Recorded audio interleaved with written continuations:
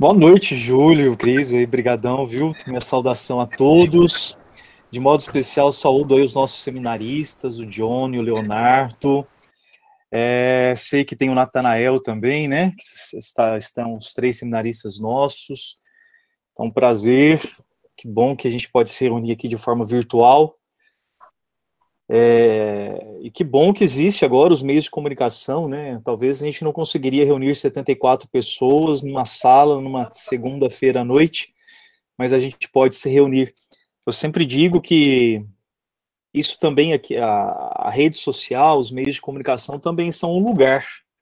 Afinal, o assentimento, a troca de experiências, a interação. Então, nós estamos num lugar, não um lugar físico, mas é um lugar real, ele existe, né?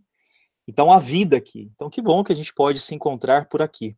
Agradeço de coração ao setor Mandu pelo convite, nesse momento, para a gente poder compartilhar um pouquinho sobre essa carta, como o Júlio disse, a Patris Corde, que significa com o coração de pai, que o Papa Francisco lançou no dia 8 de dezembro do ano passado, por ocasião do início do ano São José, que vai até 8 de dezembro deste ano, né? Então, este ano todo celebrando, vivendo São José, nosso padroeiro, recordando também da importância de São José e o tanto que ele pode nos ensinar e nos ajudar a ser melhores cristãos.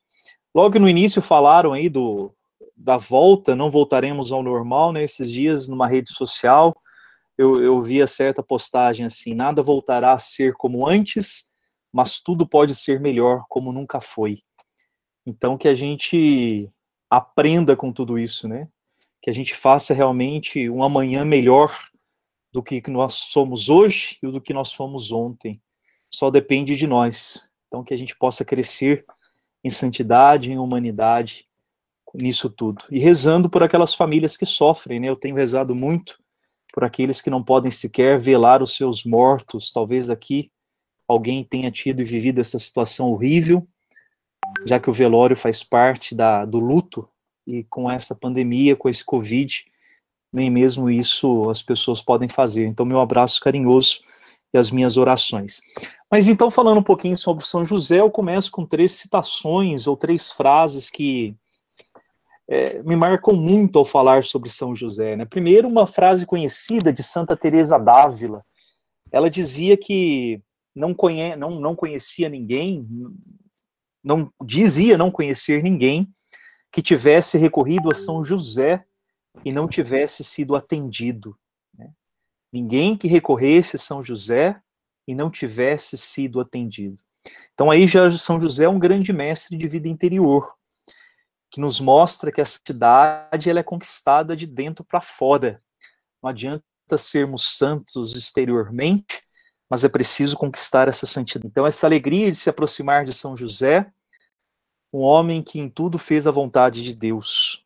Uma outra frase, na verdade, um áudio esses dias, falando sobre São José, me chamou muita atenção, porque o autor, um santo padre da igreja, ele dizia que São José é maior do que os anjos, pois os anjos serviram a Jesus e Jesus obedeceu a José.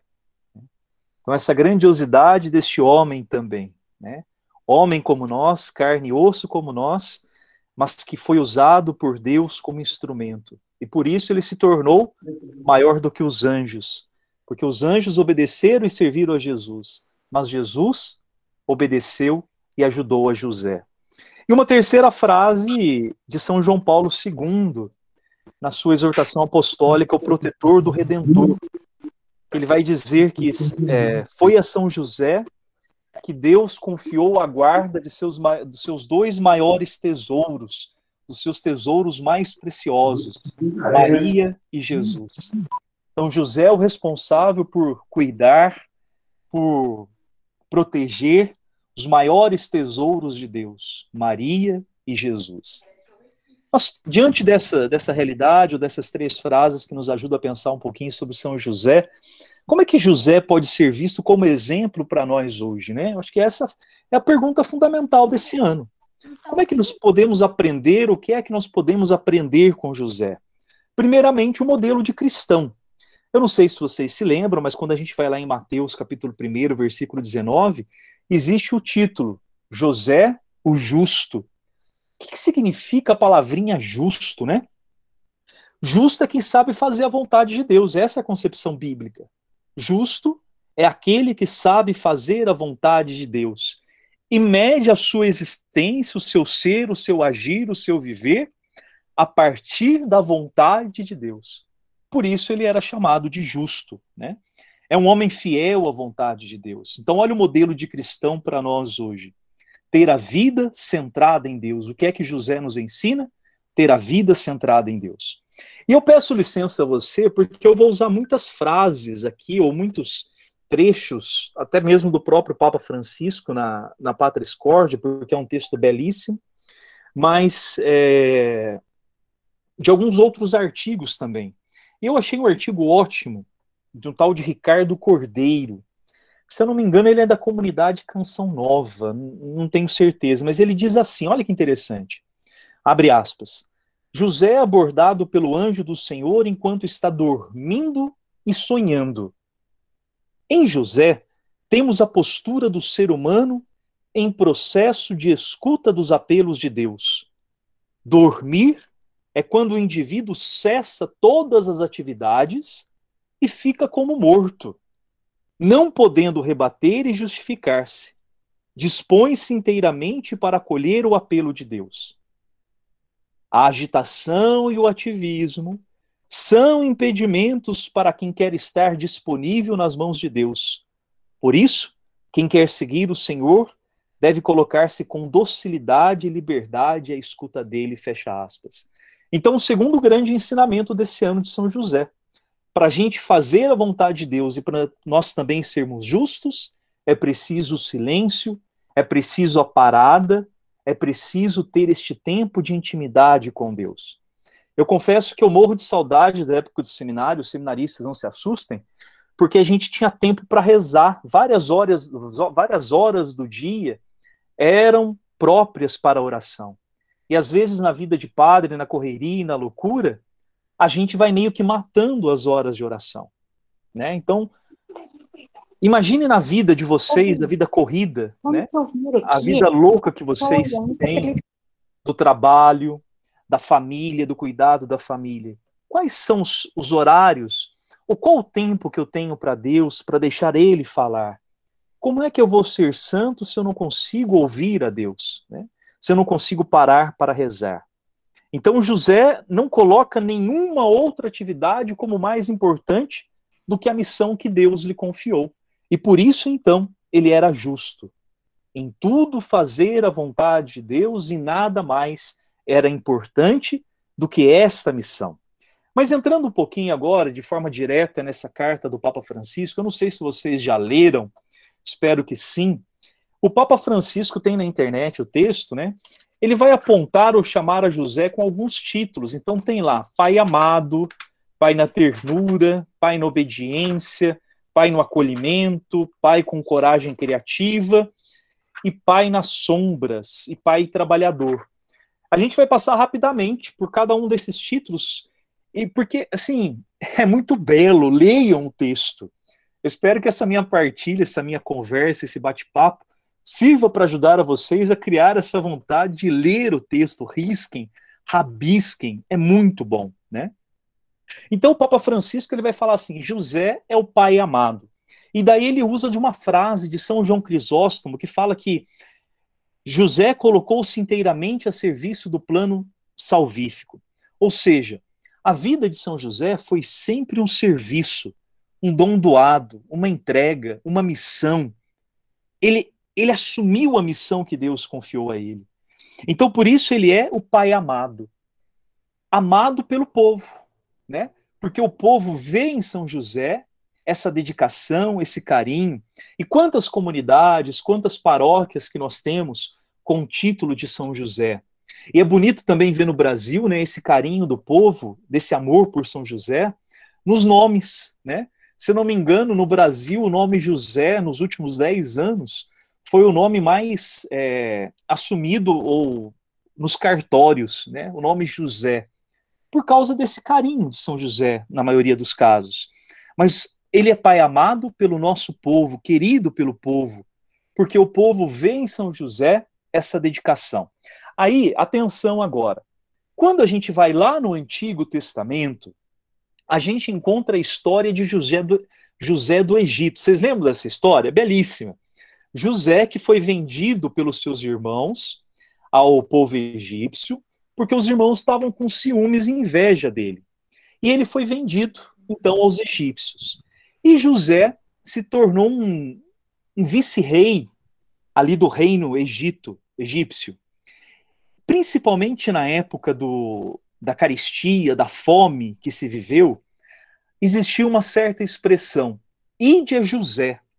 Ou seja, José era o responsável por cuidar da fome, sanar a fome daquele povo egípcio. Tanto é que os seus próprios irmãos recorreram a ele, né? Recorreram a ele. Trazendo essa história lá do Antigo Testamento, hoje nós também podemos usar a mesma expressão, ide a José. Ide a José, porque ele sana os nossos desesperos, ele sana as nossas necessidades, ele intercede junto a Jesus por nós. Tanto é que aquela imagem bonita que ficou famosa a partir do Papa Francisco, de José deitado, dormindo, né? Inclusive o Papa Francisco ele fala que ele coloca nos momentos de dúvida, de angústia, de desespero, ele faz um papelzinho, escreve tudo isso no papelzinho e coloca embaixo da imagem, porque José é aquele que intercede junto a Jesus por nós. E aí, esse amor do nosso povo. Então, Pai amado, porque o povo ama e confia em José. Aí existe um outro título, Pai na ternura. José acompanhou o crescimento de Jesus, né? Os primeiros passos, as primeiras palavras. Eu tento ficar imaginando, né? José segurando na mão de Jesus, ensinando Jesus a dar os primeiros passos. Ele segurava nas mãos de Jesus para ensiná-lo a andar. Então, por que pai na ternura? Porque o Papa Francisco vai dizer, porque Jesus viu em José a ternura de Deus. José sabia da ternura de Deus, a partir das suas atitudes conseguia demonstrar isso, que Deus é bom para todos. E aí peço licença então à frase do Papa Francisco. A história da salvação realiza-se através das nossas fraquezas. Muitas vezes pensamos que Deus conta apenas com a nossa parte boa e vitoriosa, quando, na verdade, a maior parte dos seus desígnios se cumpre através e apesar da nossa fraqueza. Como São Paulo disse, para que não me enchesse de orgulho, foi-me dado um espinho na carne, um anjo de Satanás para me ferir, a fim de que não me orgulhasse. Fecha aspas. Então Deus, na sua grandiosidade, na sua misericórdia, usa de um homem simples, cheio das suas fraquezas, para cuidar do seu filho Jesus.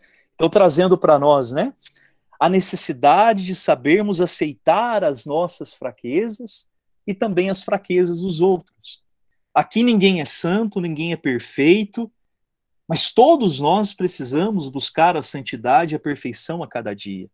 E saber que Deus pode usar de mim, pessoa fraca, de você, pessoa fraca, para fazer o milagre acontecer. Nós também precisamos cuidar de Jesus. Isso é muito belo, né? É muito grandioso saber que Deus usa das nossas fraquezas. E aí, cuidado então, né? Acho que é o grande alerta.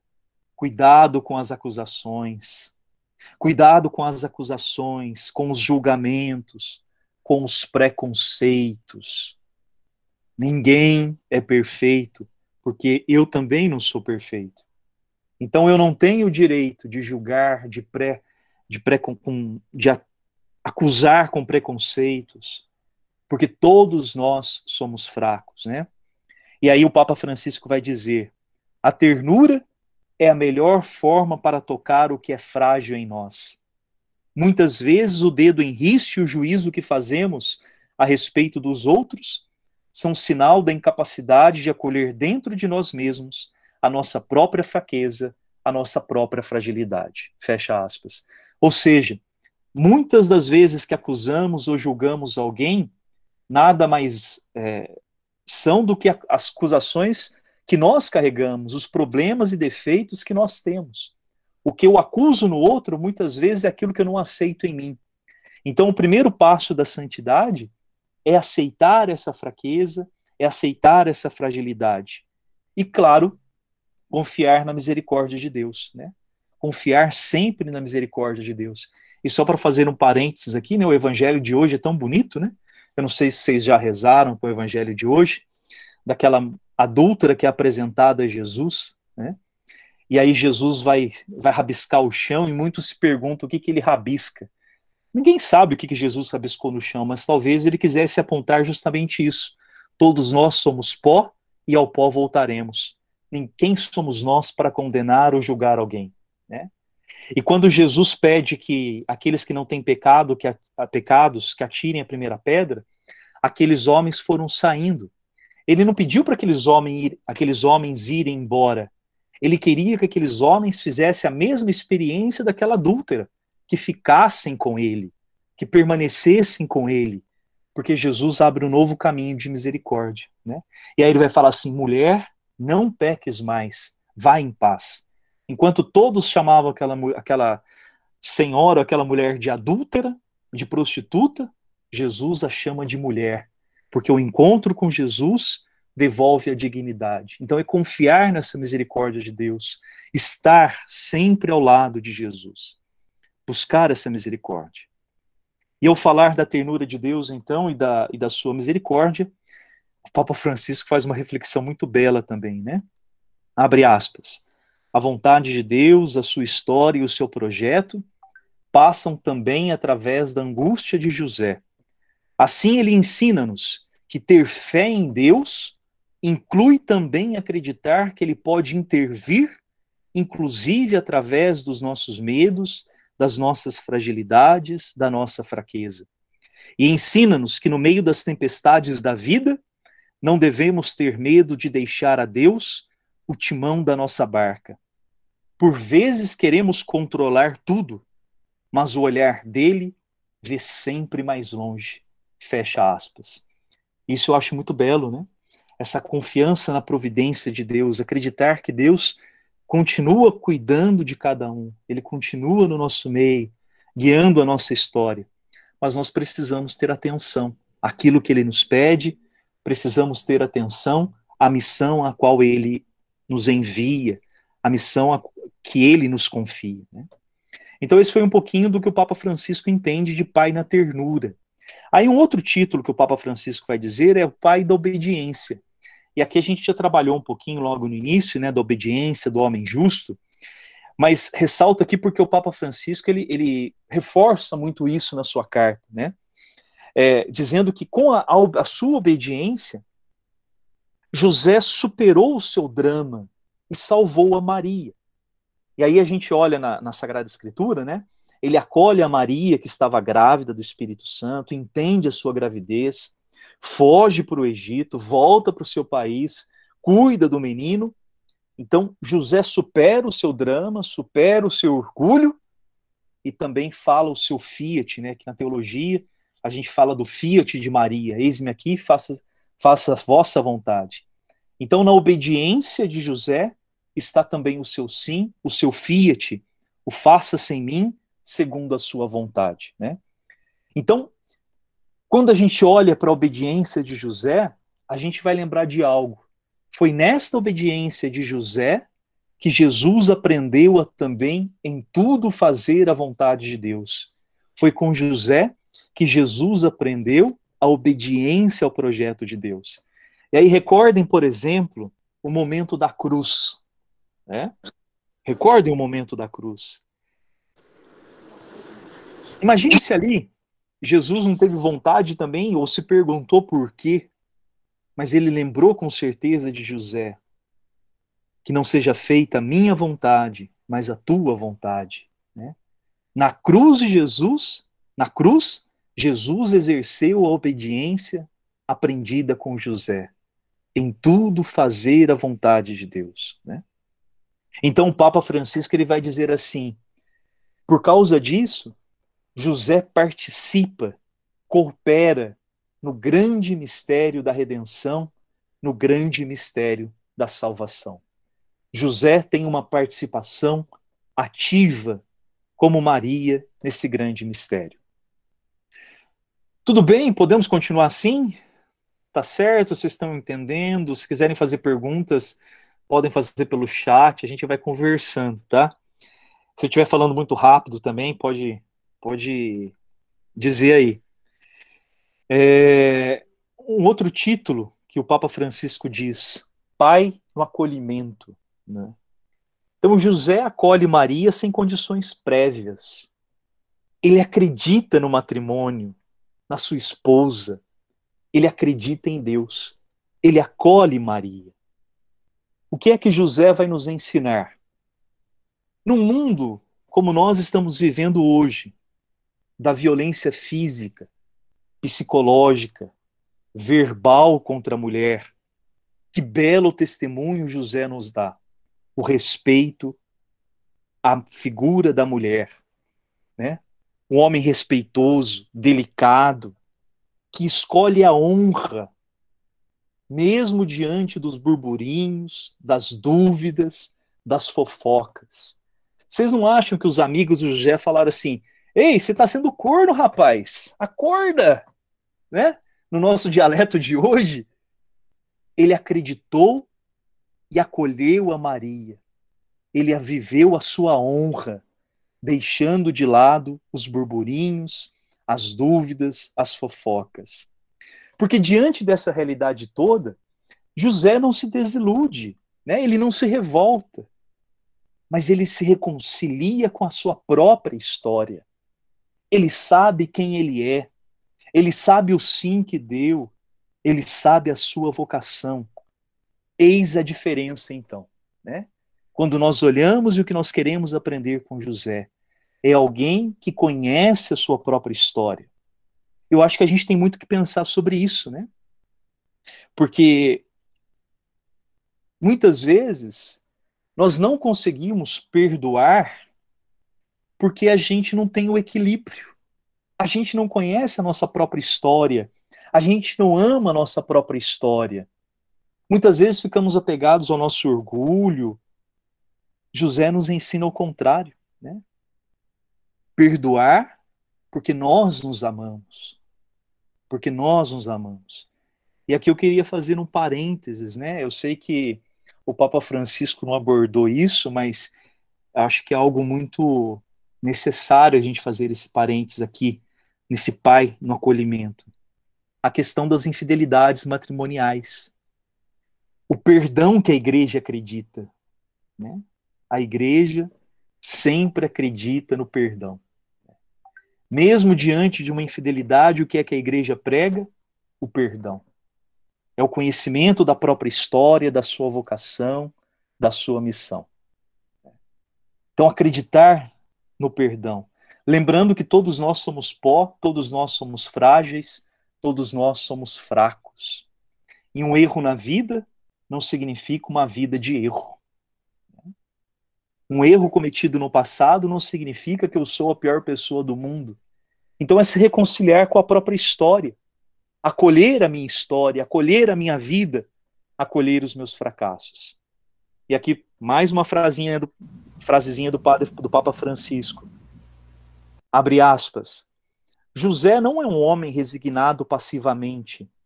O seu protagonismo é corajoso e forte. O acolhimento é o modo pelo qual se manifesta na nossa vida o dom da fortaleza que nos vem do Espírito Santo. Só o Senhor nos pode dar forças para acolher a vida como ela é, aceitando até mesmo as suas contradições, imprevistos e desilusões. Fecha aspas. E aqui mais um parênteses, né? Mesmo porque aqui começa uma parte da carta que eu gosto muito e que, ao preparar esse material todo diante da realidade que eu tenho vivido, me ajudou a rezar demais, sabe? Me ajudou a viver demais o que eu estou vivendo, né? Eu não sei se todos sabem, mas a Cris, o Júlio, o pessoal da paróquia já sabem, eu fui diagnosticado com uma mielodisplasia, que é uma pré-leucemia. né? Então eu estou sendo tratado, vou correr atrás de uma medula agora, que eu vou precisar passar pelo transplante de medula. Mas assim, eu estou muito tranquilo e calmo, porque é, é confiar, né? Confiar no que Deus nos prepara. Enfrentar as contradições, os imprevistos, as desilusões, saber em quem nós colocamos a nossa confiança, saber em quem nós colocamos a nossa força, né? E aí o Papa Francisco ele vai dizer na carta, né, trazendo uma mensagem de Mateus 1:20, José, filho de Davi, não temas, não temas. É a mesma afirmação que Jesus fala para todos nós hoje. Não temas, né? Porque quando é que a nossa vida acontece, ou quando é que a vida renasce? Quando nós resolvemos viver a partir do Evangelho, a partir de Jesus Cristo. A vida acontece, a vida renasce, quando a nossa vida é vivida a partir do Evangelho. E se tudo parece dar errado, Deus faz brotar flores no meio das rochas. Quando tudo parece dar errado, Deus faz brotar flores no meio das rochas. E isso é fé, né? E graças a Deus a gente tem fé. Somos homens e mulheres de fé. Só que atenção aqui, né? Porque a fé não é um ópio, né? Não é algo que nos afasta da realidade. A fé, ela não é algo que nos droga, né? Mas a fé dá significado a todos os acontecimentos da nossa vida, sejam eles felizes ou tristes, né? E aí o Papa Francisco vai dizer: a fé não busca atalhos, mas enfrenta tudo, né? A fé não busca atalhos, mas enfrenta tudo. E aí o Papa Francisco vai dizer, abre aspas, longe de nós pensar que crer significa encontrar fáceis soluções consoladoras. Antes, pelo contrário, a fé que Cristo nos ensinou é a que vemos em São José, que não procura atalhos, mas enfrenta de olhos abertos aquilo que lhe acontece, assumindo pessoalmente a responsabilidade por isso. Fecha aspas, né? Então, o acolhimento de José também nos ensina a arte de acolher bem, sem exclusões, né? Com um olhar carinhoso, uma atenção ao próximo, principalmente aos mais necessitados, principalmente aos mais frágeis. Eu não sei se é uma realidade só aqui do meu bairro ou uma realidade de toda Pouso Alegre, tem aumentado muito as famílias carentes, né? É impressionante o número de catadores de reciclável nas ruas. Aumentou muito, né? Então nós precisamos ter um olhar carinhoso, fraterno para as pessoas. Eu não sei se foi na formação aqui da paróquia que eu dizia uma frase, enquanto um homem e uma mulher forem capazes de um ato de humanidade, nós ainda temos que acreditar na humanidade, né? Então, enquanto houver uma pessoa fazendo bem, nós ainda acreditamos na humanidade. E está sendo tão bonito a partilha, a vivência fraterna, a caridade que nós estamos tendo neste momento difícil. Eu não sei se vocês viram nas redes sociais, né?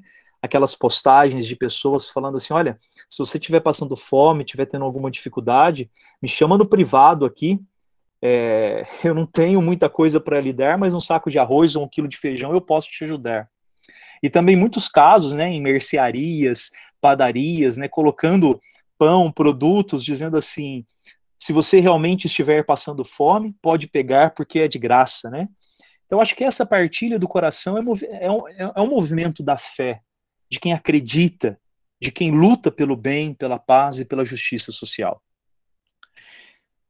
Bom, isso foi um pouquinho do Pai no acolhimento, para não me estender muito, né? O Papa Francisco vai dizer que José foi o pai com coragem criativa. E aqui eu acho que fala muito para a nossa realidade também, né? Nas dificuldades nós crescemos, né? Nós amadurecemos nas crises. A crise nunca é ruim, a crise sempre é boa. Por isso que quando eu tenho a oportunidade de conversar com algum seminarista que está passando aí por uma crise, eu falo assim, olha, a crise não é ruim não, você só não pode tomar decisão na crise. Mas a crise é boa, né? Porque a crise nos faz amadurecer, crescer. Mesmo casamento na crise. Por que você vai te separar na crise? Quando todo mundo tá bem, você não quer separar, né? Quando mãozinha sobe, mãozinha desce, nenhum casal quer separar. Mas a hora que saem uns pratos voando, quero separar porque não dá mais. Então, peraí, a crise nos faz crescer. A crise nos faz amadurecer. A crise nos faz achar o pilar, a base da nossa vocação. Então, José é esse pai com coragem criativa. Por quê? Porque ele viveu os desafios. E ele não se tornou uma estaca, ele não se paralisou diante dos desafios. Ele enfrentou, né? Ele enfrentou. Uma frase que eu uso muito no confessionário: com as pedras que me jogam, eu posso fazer o meu túmulo ou eu posso fazer uma escada. Depende de mim. Né? Não importa o que falam de mim, mas o que eu faço com aquilo que falam de mim. Então essa é a realidade, o que José nos ensina. A enfrentar os desafios e crescer nas dificuldades. Né? Essa é a coragem criativa que José nos ensina. E aí muitas coisas, você pode perguntar assim, né? Mas Padre do céu, por que Deus não foi mais claro, né? Por que Deus não foi mais fácil? Ele tinha que fazer Maria e José viver tudo aquilo que viveram? Muito difícil. Deus foi muito maldoso.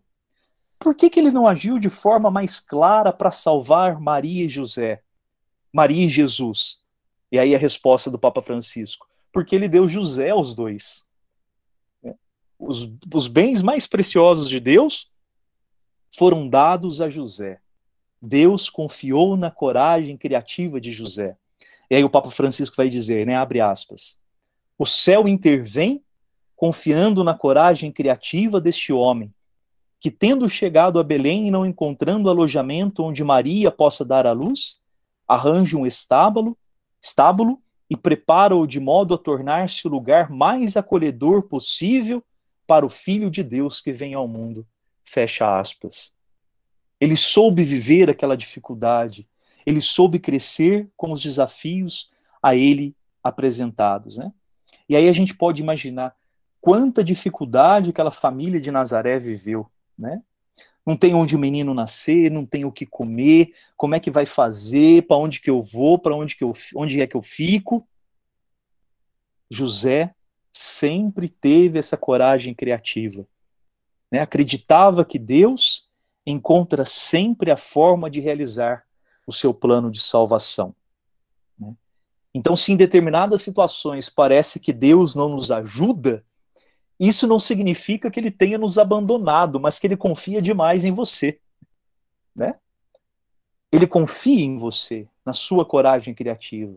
E quando termina a nossa possibilidade, é que então vai começar a impossibilidade de Deus, a impossibilidade do Senhor, né? Eu não sei se vocês conhecem essa imagem aqui. Eu acho tão bonitinha essa imagem de São José. Vocês já viram? Maria dormindo e José cuidando do menino, né? Então acho que passa muito essa ideia dessa coragem criativa, daquele que soube cuidar, daquele que colocou a sua plenitude, a sua vida, os seus dons para cuidar do menino, para cuidar da mãe.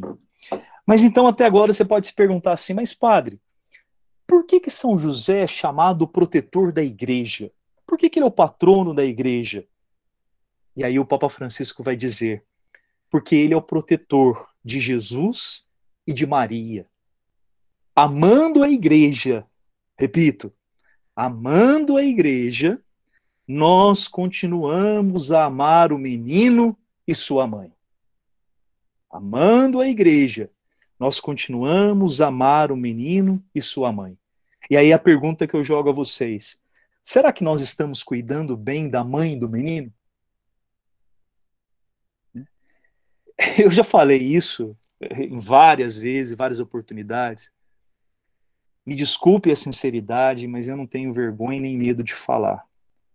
É uma besteira essa divisão que há na igreja entre progressista e conservador, entre tradicionalista e libertador. É uma besteira. O diabo está dando risada de nós. Porque nós não estamos cuidando bem do menino e da mãe. Então, amar a igreja é cuidar do menino, é continuar amando o menino, continuar cuidando de Jesus e de Maria. E aí o Papa Francisco vai dizer assim, abre aspas, neste sentido, São José não pode deixar de ser o guardião da igreja. Olha que bonito isso daqui. Porque a igreja é o prolongamento do corpo de Cristo na história. E, ao mesmo tempo, na maternidade da igreja, espelha-se a maternidade de Maria. De José devemos aprender o mesmo cuidado e responsabilidade. Amar o menino e sua mãe. Amar os sacramentos e a caridade. Amar a igreja e os pobres. Cada uma dessas realidades é sempre o menino e sua mãe. Fecha aspas. Então, como é que nós estamos cuidando da nossa igreja? Como é que nós estamos cuidando da mãe e do menino? Precisamos aprender com São José. Um outro título, e juro que estou terminando, viu, gente? Não cansem já não. Ele vai falar de pai trabalhador. Então aqui eu tenho que puxar o saco da nossa paróquia, né? São José Operário, de onde vem esse título. Né? Mas é o mesmo São José, tá? São José Operário, São José Pai, é o mesmo São José, só que várias facetas deste santo da nossa igreja, desse nosso padroeiro. Né? Então, por que o pai trabalhador? Por que o homem operário? Porque com José, Jesus aprendeu a dar valor, dar dignidade e alegria no que significa comer o pão como fruto do próprio trabalho. Independente da sua profissão, independente do seu exercício, toda profissão tem a mesma dignidade. Porque pelas mãos do homem, Deus continua criando o mundo. Por isso o trabalho é digno. E aqui sim nós temos que rezar por tantas famílias que estão vivendo o desemprego diante dessa pandemia, diante dessa realidade. Né? Mas dar dignidade ao trabalho. Né? A pessoa que trabalha, seja qual for a sua tarefa, repito isso, continua colaborando com Deus, continua criando o mundo. Então a dignidade do trabalho, o valor do trabalho. Como é gostoso, né, você que trabalha, nós que trabalhamos, podermos levar o pão, né, para dentro das nossas casas, ter o nosso sustento a partir do nosso suor. É digno. Qualquer trabalho é digno. Por fim, o último título dado a José é Pai na Sombra. E aqui é uma parte que eu gosto demais também, né? Pai na Sombra. Porque o Papa Francisco faz uma reflexão muito interessante. O Papa Francisco vai dizer assim: não se nasce pai, torna-se pai. Não se nasce pai, torna-se pai. Sempre que alguém assume a responsabilidade pela vida do outro, em certo sentido exerce a paternidade.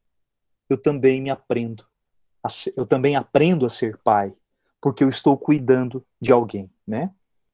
Então, aqui vou puxar um pouquinho a sardinha para os pais, né? Mas não deixando as mães de lado, tá bom? Mas não fiquem bravos comigo.